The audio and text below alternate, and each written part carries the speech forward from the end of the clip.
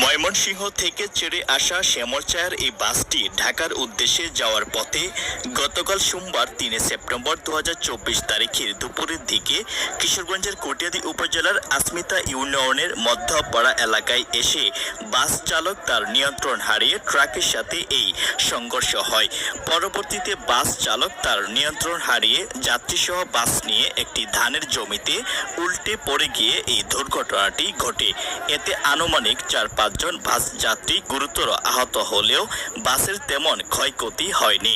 তবে দুর্ঘটনার পরপরই বাস চালক ঘটনাস্থল থেকে পালিয়ে যায়। জানা যায়, বাস চলাকালীন বাস চালককে নেশাগ্রস্ত অবস্থায় দেখতে পান অনেকে।